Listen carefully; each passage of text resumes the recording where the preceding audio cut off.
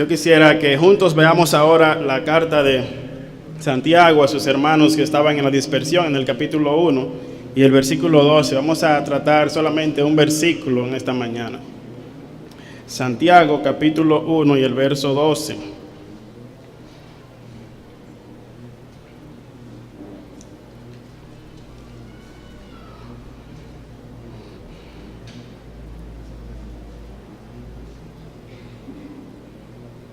Dice así la palabra del Señor, lo leemos en el nombre de nuestro Señor Jesucristo.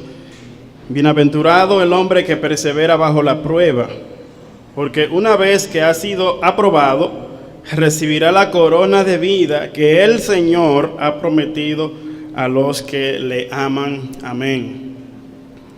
Padre, queremos pedirte una vez más, particularmente te pido por fuerzas para poder exponer tu palabra, pero más que eso, Señor, la guía de tu Espíritu Santo en mi vida, operando bajo su unción, de manera que sea tu palabra a tu pueblo lo que se hable en esta mañana.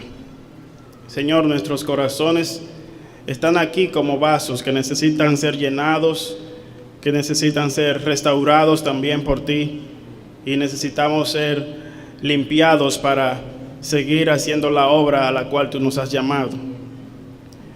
Padre soberano, que tú te glorifiques en nuestra vida día a día por medio de las cosas que tú traes a nosotros para conformarnos a la imagen de Cristo, y que nuestra fe cada día más sea creciente en nuestro Señor, que sea más gigante nuestra confianza en ti a medida que te conocemos más por medio de tu palabra.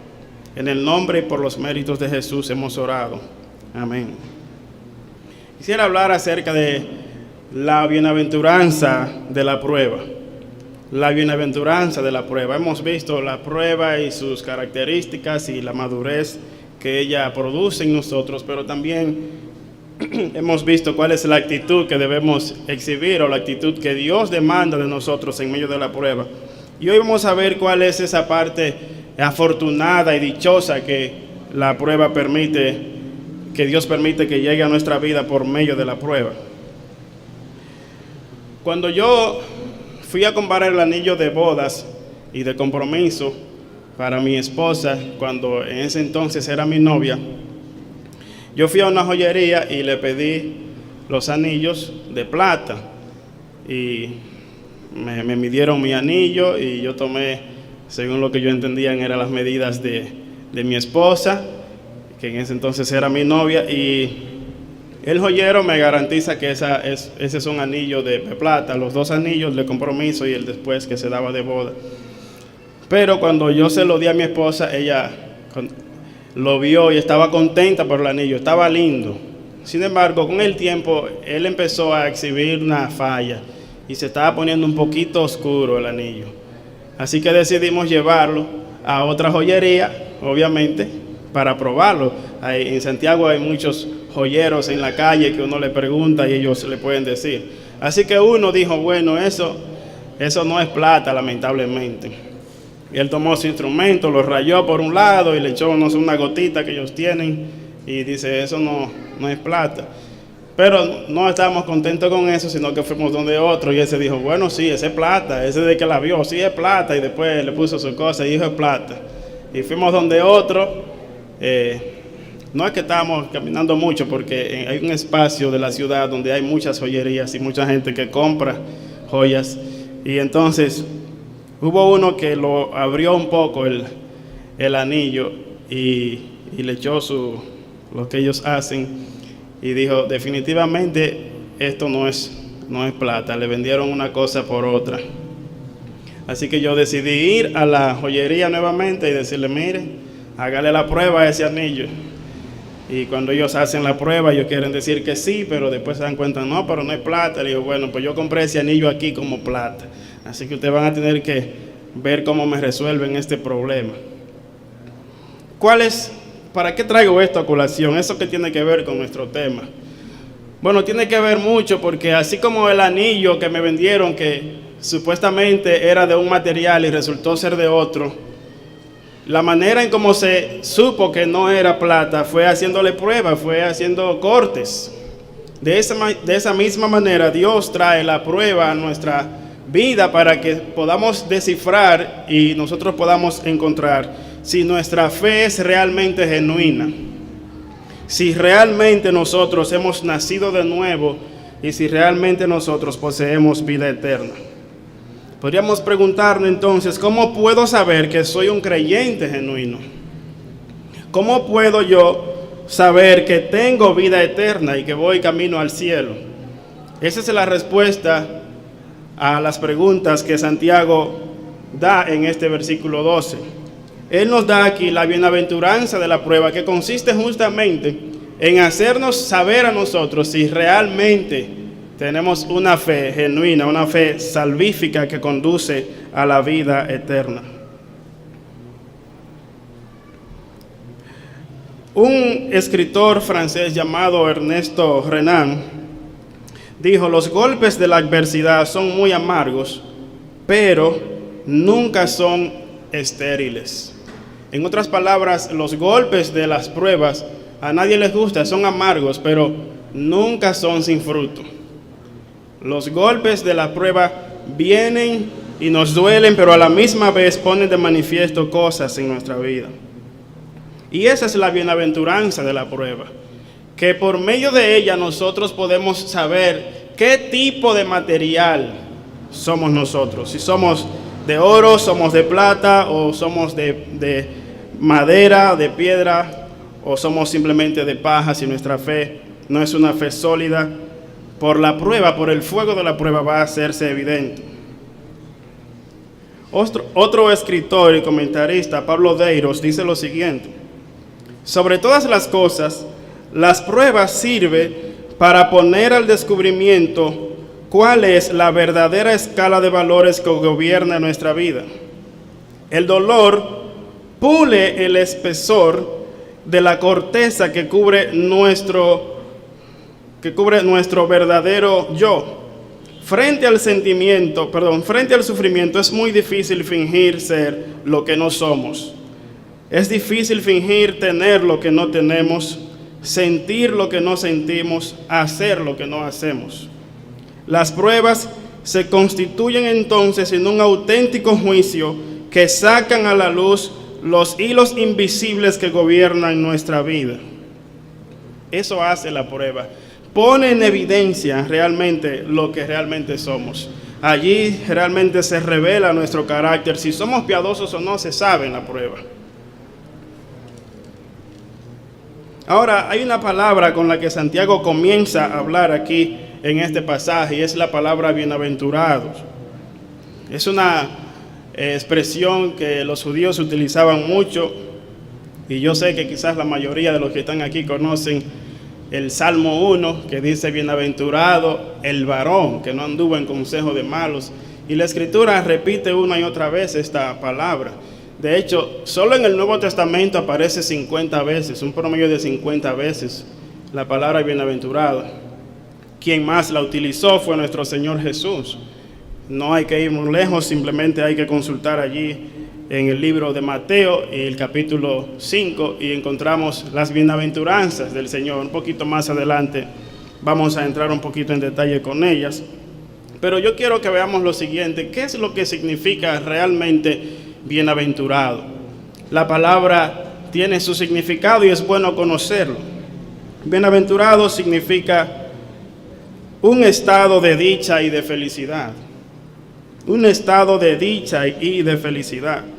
Ahora, esta palabra tiene una connotación, además de que lleva el sentido de dicha y felicidad. Pero ¿cuándo es que uno es feliz? ¿Cuándo es que uno es dichoso? Bueno, por lo que aparece en este mismo versículo, uno puede empezar a disfrutar, uno puede empezar a recibir los beneficios de la prueba y gozarse en ella. Es decir, que en el tiempo presente uno puede ser un bienaventurado, puede considerarse un dichoso y un feliz. Pero también esta palabra tiene la connotación del futuro. Fíjense que más adelante el texto dice que va a recibir la corona de la vida. Vayan conmigo por favor a Mateo capítulo 5 y versículo 3 hasta el 12 para que veamos acerca de esto que estamos diciendo, acerca del aspecto del presente y del futuro que connota esta palabra bienaventurados. Voy a leerlo desde el verso 3 hasta el verso 12, todas las bienaventuranzas aquí mencionadas. Mateo capítulo 5, versos 3 al 12. Bienaventurados los pobres en espíritu, pues de ellos es el reino de los cielos. Bienaventurados los que lloran, pues ellos serán consolados. Bienaventurados los humildes, pues ellos heredarán la tierra. Bienaventurados los que tienen hambre y sed de justicia, pues ellos serán saciados. Bienaventurados los misericordiosos, pues ellos recibirán misericordia.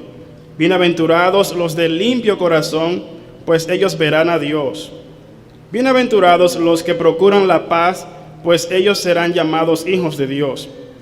Bienaventurados aquellos que han sido perseguidos por causa de la justicia, pues de ellos es el reino de los cielos. Bienaventurados seréis cuando os insulten y persigan y digan todo género de mal contra vosotros falsamente por causa de mí. Regocijaos y alegraos, porque vuestra recompensa en los cielos es grande, porque así persiguieron a los profetas que fueron antes que vosotros. Amén. Fíjese que el Señor habla acerca de una condición actual que posiblemente, y que claro está, todos los que estaban ahí poseían. No necesariamente todos la reconocían. Esa es la idea de Jesús. Bienaventurado aquel que se reconoce en bancarrota espiritual. Todo aquel que se da cuenta de su pobreza espiritual, de que él no tiene recursos para llevarlos delante de Dios, ni para presentar obras delante de Dios que les sean agradables. Ese es un bienaventurado, el que se declara impotente delante de Dios, porque ese va a recibir la tierra por heredad. Cuando uno viene delante del Señor reconociendo su insuficiencia y reconociendo la suficiencia de Jesús, ¿qué es lo que Él hace con nosotros? Lo que Él hace es que nos sacia. Y uno de estar perdido ahora es hallado, de estar hambriento ahora está satisfecho, y de estar en muerte ahora posee vida. Pero ese hecho de que el Señor nos sacia, nos da vida y etcétera, no es solamente algo del presente, sino también algo que será completado en el futuro. ¿Entienden la idea? Será completado plenamente en el futuro, porque si bien es cierto que el Señor nos ha dado el reino de los cielos, aún no estamos disfrutando todos los beneficios del reino de los cielos. Y eso será completado únicamente cuando Jesucristo vuelva por segunda vez y haga la consumación de su reino aquí en la tierra. Él ha comenzado un reino en nosotros, y nos los ha prometido, nos ha entregado el reino de los cielos. Pero cuando Él venga a reinar, vamos a disfrutar plenamente de esos beneficios. Así que de lo que Santiago está hablando aquí es de que un creyente puede tener la dicha de estar feliz ahora en el presente porque es probado, y también en el futuro por las cosas que Dios va a darle, y eso lo veremos ahora a continuación. Podríamos entonces hacernos la siguiente pregunta: ¿quién es aquel que es bienaventurado? ¿Quién es aquella persona que va a recibir esta dicha de Dios, no solo en el presente, sino también en el futuro? El texto aquí en Santiago, capítulo 1, verso 12, dice: el hombre que persevera bajo la prueba. Bienaventurado el hombre que persevera bajo la prueba. Tengo que hacer una aclaración. Que diga hombre aquí no se refiere únicamente a los varones, sino también es un término genérico, se refiere a las mujeres. Es decir, que todos, hombres y mujeres, pueden considerarse dichosos cuando están perseverando bajo la prueba. El que persevera bajo la prueba es dichoso porque de esa manera se evidencia su auténtica fe en Cristo. El que persevera bajo la prueba es dichoso porque de esa manera se evidencia su auténtica fe en Cristo. ¿Cómo yo puedo saber si mi fe es auténtica? ¿Cómo puedo saber si mi fe es auténtica? El versículo nos dice, perseverando en la prueba. En primer lugar, el que persevera bajo la prueba puede irse dando cuenta que tiene una fe genuina. Aquel que no conoce a Dios, aquel que no depende de Dios, en el momento de la adversidad, ¿sabe lo que va a hacer? Va a huir. El Señor lo dijo bastante claro en la parábola del sembrador. Hubo una semilla que cayó entre espinos. Creció en un momento, pero llegaron los espinos y crecieron más que ella y la ahogaron. Y así mismo es toda persona que recibe la palabra, pero después por los afanes de la vida deja perder su fe, o más bien se aparta de la fe. Así que una persona que quiere saber si su fe es auténtica, la manera de saberlo, tú que estás aquí y usted que está aquí escuchándome, es si usted persevera bajo la prueba, si usted se mantiene y resiste la prueba.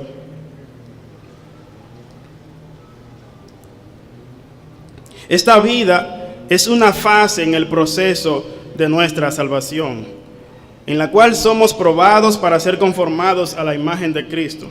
Y la perseverancia es la marca de los verdaderos creyentes.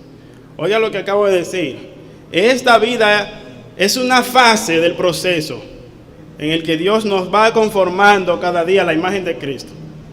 Y entonces las pruebas lo que hacen es que ponen en evidencia si nosotros somos verdaderos creyentes o no. El que persevera está dando una marca de una fe genuina. Fíjese lo que 1 Pedro capítulo 1 y verso 5 dice. Acompáñeme, por favor. 1 Pedro capítulo 1 y verso 5.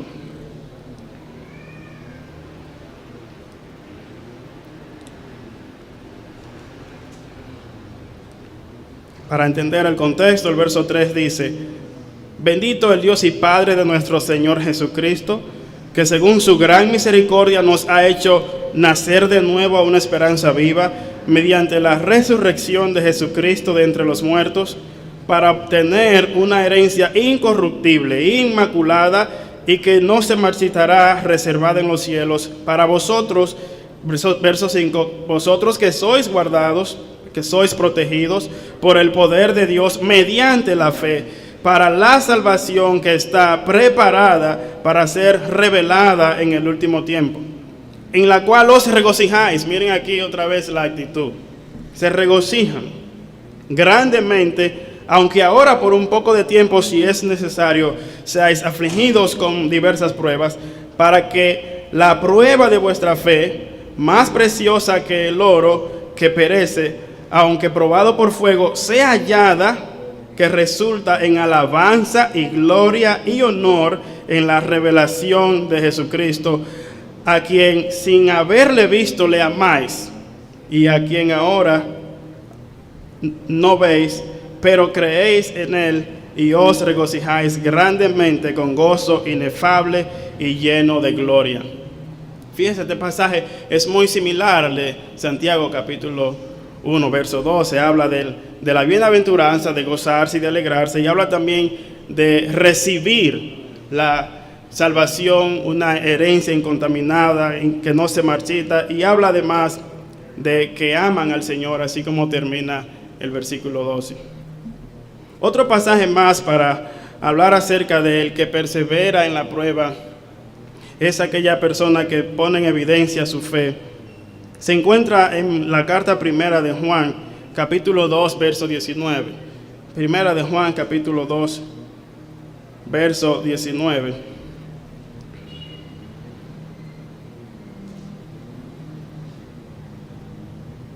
Dice allí la palabra del Señor: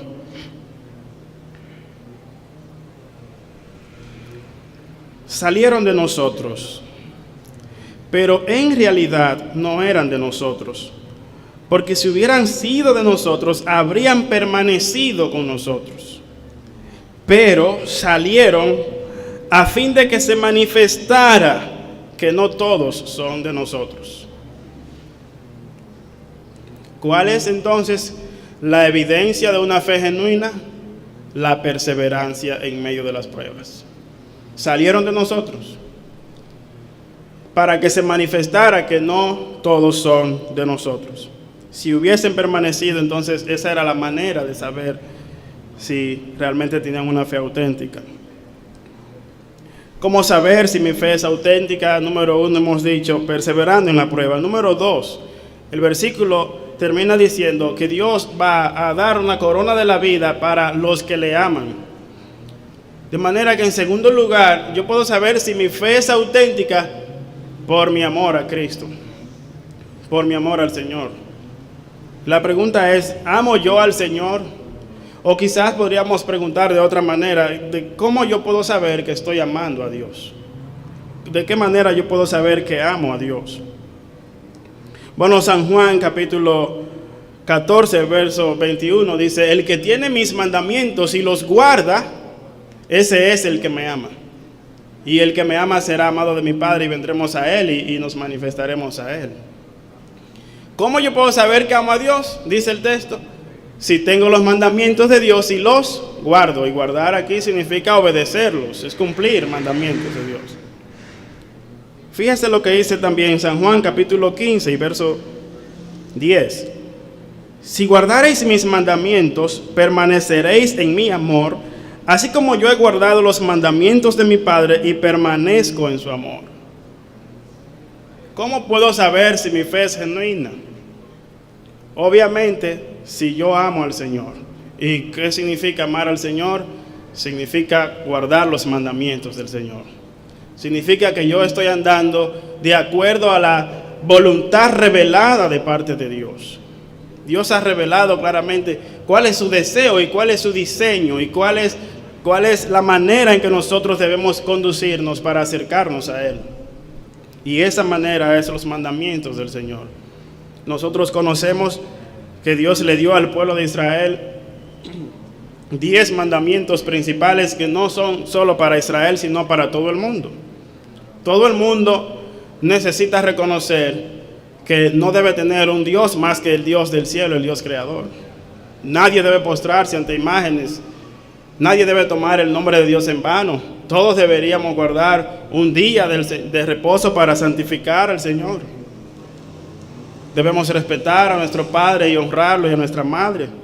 No debemos hurtar, no debemos matar, no cometer adulterio, no debemos codiciar los bienes de nuestro prójimo. Son mandamientos universales. Ahora, eso parece mucho y el Señor lo ha resumido para nosotros en Mateo capítulo 22 y en el verso 37 al 39. Simplemente el Señor, cuando le preguntaron, Maestro, ¿y cuál es el principal mandamiento? El Señor les dice, amarás al Señor tu Dios con todo tu corazón, con toda tu alma y con toda tu mente. Y el segundo mandamiento es semejante a este: amarás a tu prójimo como a ti mismo. Entonces allí tenemos el resumen de toda la ley de Dios. Amar al Señor sobre todas las cosas, con todas las fuerzas, con todas las fibras de nuestro corazón, con todos nuestros pensamientos, y amar a nuestro prójimo como nos amamos a nosotros mismos. La pregunta que viene entonces, ¿quién de los seres humanos puede lograr tal cosa? Está bien, Jesús, ya nos hiciste un resumen. Antes eran 10 y era una complicación, pero ahora, ¿quién de los hombres, quién de entre todos los mortales puede cumplir con amar a Dios con todas las fuerzas de su ser? ¿Y quién de todos los hombres puede cumplir el mandamiento de amar al prójimo como a sí mismo? Evidentemente estamos frente a un problema y a un conflicto de nuestra naturaleza pecaminosa. Es por causa de que todos hemos caído y que hemos pecado, que estamos destituidos de la gloria de Dios y que por lo tanto no alcanzamos la marca divina, no alcanzamos el estándar de Dios, no le damos al blanco de la santidad de Dios. Y en ese problema estamos todos, a menos que Dios no haga algo. Y para gracia de nosotros, para dicha de los hombres, Dios obró. Dios intervino en la historia. Dios envió en el cumplimiento del tiempo a su Hijo Jesús, nacido de mujer y nacido bajo la ley, y Él cumplió la ley a cabalidad. Él vivió la vida santa y sin pecado que tú y yo no podíamos vivir. Y Él murió por nosotros la muerte que tú y yo merecíamos. Y Él ganó para nosotros una salvación que no era merecida para nosotros. Y ahora Él nos ha otorgado su vida santa y Dios nos ve como si no hubiéramos pecado. Y Dios ha hecho algo más. Nos ha otorgado la naturaleza divina. Nos ha dado el nuevo nacimiento. A eso se refiere la palabra regeneración. Dios nos ha impartido de su vida. Y es esa vida de Dios la que hace ahora que nosotros podamos amar a Dios. Nosotros no amamos a Dios de manera natural. Nosotros amamos a Dios de una manera sobrenatural por algo que Dios hizo en nosotros previamente. Y eso lo encontramos en primera de Juan capítulo 4, el verso 10.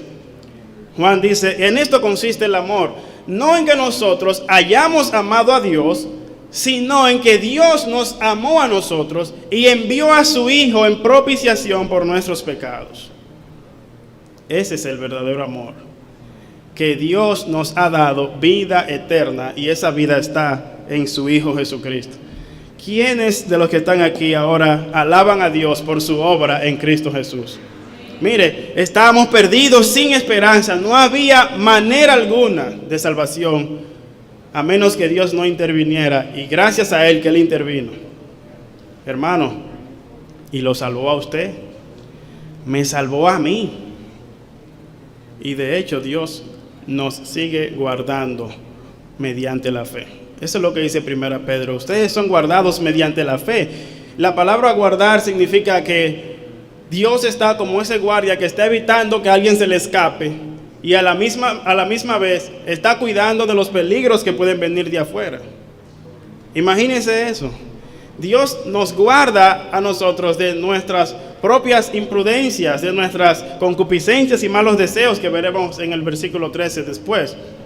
Dios está guardándonos de las cosas que están en nuestro corazón, nos está conformando día a día por medio de la oración, de la palabra, de la obra del Espíritu Santo, de la predicación, del consejo de nuestros pastores. Nos está guardando de que nuestros corazones den rienda suelta a sus malos deseos y a la misma vez nos está protegiendo de las cosas externas que vienen para hacernos mal. Somos guardados mediante la fe. Pero fíjese allí lo que dice el texto. Dios guarda a aquellos que dependen de Él.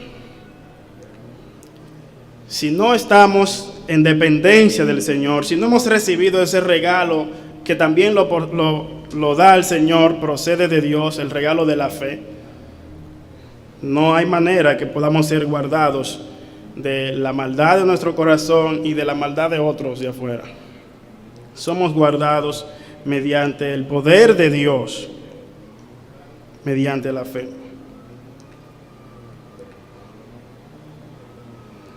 Una pregunta a manera de aplicación personal. ¿Cómo está su amor al Señor? ¿Cómo está su amor al Señor? ¿Cómo está mi amor hacia el Señor? ¿Y cómo yo puedo saber que yo estoy amando al Señor? Ya hemos dicho, guardando los mandamientos del Señor. Pero en segundo lugar, yo puedo saber que estoy guardando los mandamientos del Señor cuando estoy amando a los que son del Señor. Cuando estoy amando al pueblo de Dios. Cuando amo los seguidores de Jesús. Jesús dijo, en esto conocerán todos que sois mis discípulos, en que ustedes tienen amor unos para con los otros. ¿Cómo puedo yo saber que amo al Señor cuando yo amo a los que son de Cristo? Fíjense lo que dice también Primera de Juan, capítulo 3. Allí en el versículo 16. Primera de Juan, capítulo 3, verso 16. No San Juan el Evangelio, sino la carta, la epístola.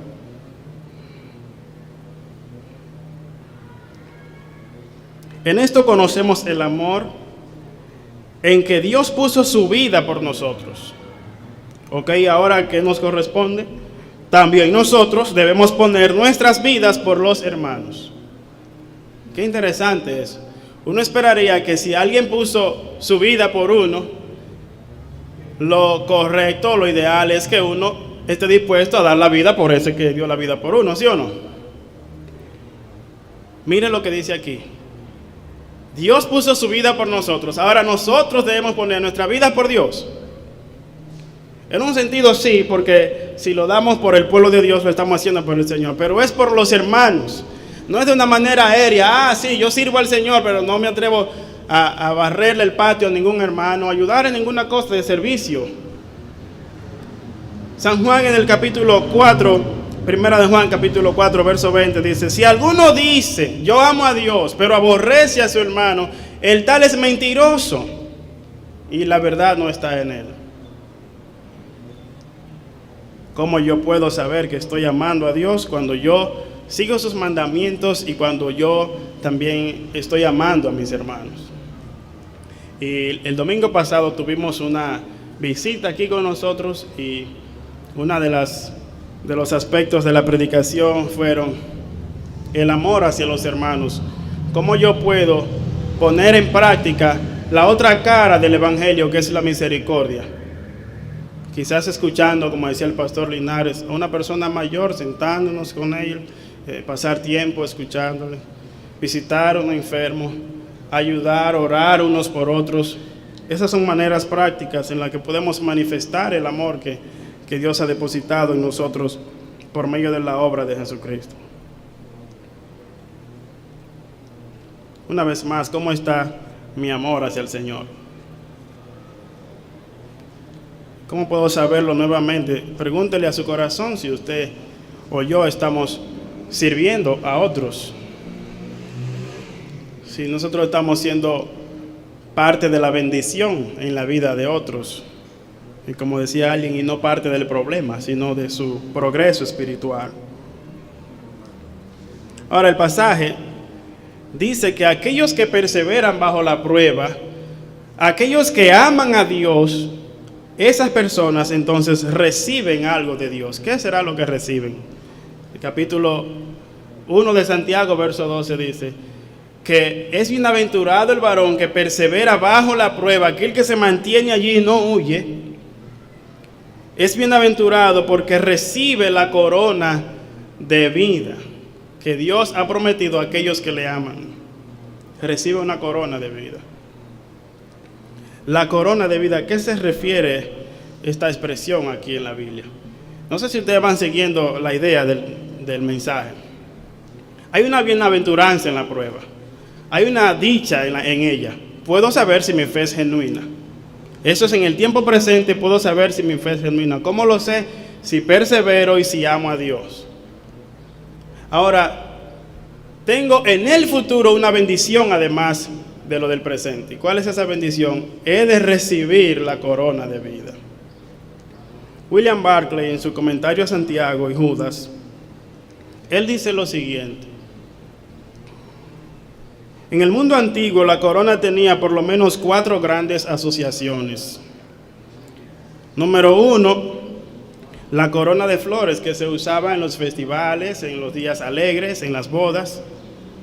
Número 2, la corona que era signo de la realeza, la que usaban los reyes.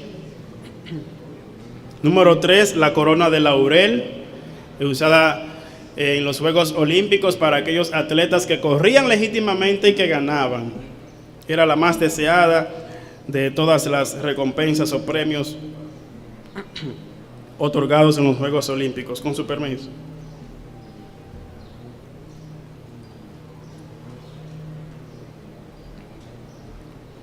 Corona de flores, corona que era signo de realeza, la de laurel y la corona de dignidad.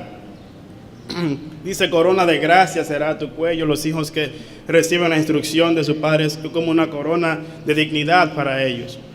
Y podríamos, dice William Barclay, preguntarnos a cuál de todas se refiere Santiago. Dice: no hay que buscar mucho. Las 4 podrían ser. El creyente, por causa de la obra de Dios en su vida, puede vivir feliz en medio de la prueba y tiene la corona de flores de la alegría, del gozo continuo en medio de la dificultad. El Señor, por su gracia, lo ha hecho reyes y sacerdotes para Dios, así que puede gozarse y puede vivir como un rey continuamente y disfrutar de esta corona. Puede ser también un vencedor. Siempre la Biblia dice que somos más que vencedores. Y el signo de dignidad de que Dios ha dado a Cristo para salvarnos y nos ha hecho sus hijos, eso nos da un sentido de valor y dignidad en la vida. Ahora, pero más exactamente, ¿a qué se refiere la palabra aquí con corona de vida? ¿Será acaso una corona literal? ¿Usted piensa que es una corona literal de la que habla Santiago? De aquel que persevera bajo la prueba y que ama a Dios, Dios le va a dar una corona en el cielo. Yo creo que de lo que se habla aquí es acerca de la vida eterna. Aquel que evidencia que su fe es genuina por medio de la prueba, aquel que persevera hasta el final, va a recibir aquello que Dios ha prometido para esa gente. Y Dios ha prometido que el que cree en Él tiene vida eterna. Y entonces vamos a disfrutar a plenitud, ahora sí, todo lo que el Señor ha hecho por nosotros. Nos ha dado el reino de los cielos, y bienaventurados los que son pobres en espíritu, porque de ellos es el reino de los cielos. El Señor nos ha saciado del hambre y sed que teníamos. El Señor nos ha dado la tierra por heredad. El Señor nos ha hecho limpios de corazón para que nosotros también heredemos las cosas que son de Él. El Señor nos ha otorgado su justicia. Todos los beneficios de las bienaventuranzas del Señor serán totalmente completadas en la llegada de Cristo aquí a la tierra. Mi pregunta es ahora entonces, ¿estoy esperando yo la venida del Señor de qué lado? ¿Del lado de los que perseveran en Él y van a recibir esta bienaventuranza, o del lado de los que han desertado, o del lado de aquellos que todavía no se han entregado al señorío de Cristo y van a recibir no la bendición sino la condenación? Esto es algo que usted personalmente puede contestar, y es bueno que nadie de los que está aquí se engañe a sí mismo, que crea que es un creyente verdadero porque va a la iglesia, que crea que es un creyente verdadero porque ofrenda, o porque canta y levanta las manos, porque escucha la palabra, o porque lee la Biblia, o porque ora. Esas son cosas que hace un creyente, pero eso no hace a un creyente. ¿Se entiende la idea? Es la obra de Cristo en nosotros, es la obra del Espíritu Santo en nosotros, lo que nos hace a nosotros perseverar en medio de la prueba. No podemos perseverar en nuestras fuerzas. Todos aquellos que van a perseverar hasta el fin son aquellos que Dios está guardando mediante la fe. Y eso es una bienaventuranza. Si eres verdadero creyente, te das cuenta por lo que hemos explicado. Si perseveras y amas a Dios y amas al pueblo de Dios, y puedes gozarte. Mira, ríete hasta aquí atrás. Regocíjate porque en el presente tienes estos beneficios de Dios, y en el futuro será consumada la obra de salvación de Dios en nuestra vida. Si no es así, todavía hay tiempo. Si esta no es la realidad de tu vida, si no tienes, tú puedes decir, ven acá, pero yo no soy feliz realmente. Esa pregunta es muy íntima. ¿Eres feliz? Fácilmente podíamos contestarle, sí, soy feliz, pero contéstate a ti mismo, a tu conciencia, ¿eres feliz? ¿Puedes encontrar motivos de gozo en tu vida? Si eso te falta, Cristo es más que suficiente para otorgártelo, pero necesitas venir a Él en arrepentimiento y fe.